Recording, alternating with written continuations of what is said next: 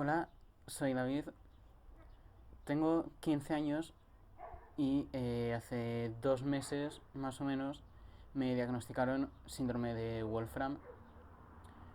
Lo primero que noté fue ya hace 6 años que empecé a notar que veía muy mal.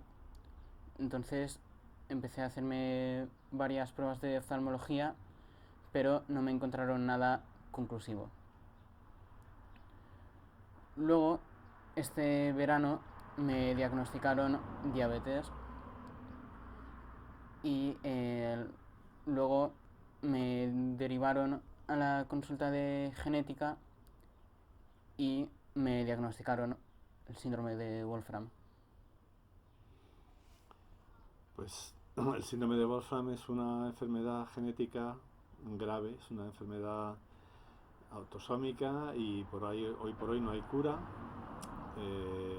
Las consecuencias a largo plazo pueden ser mucho peores que las actuales y ha sido un gran golpe para la familia, pero al mismo tiempo descubrimos la Asociación de Familias, Alianza de Familias Afectadas por el Síndrome, y descubrimos que se está llevando a cabo un proyecto de investigación.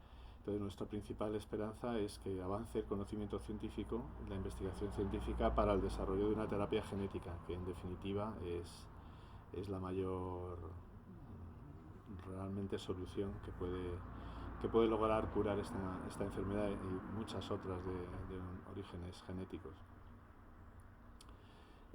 Confiamos en que bueno, pues la autofinanciación, empezando por la autofinanciación y más adelante con fondos de investigación, esto pueda llevarse a cabo para que sea una realidad.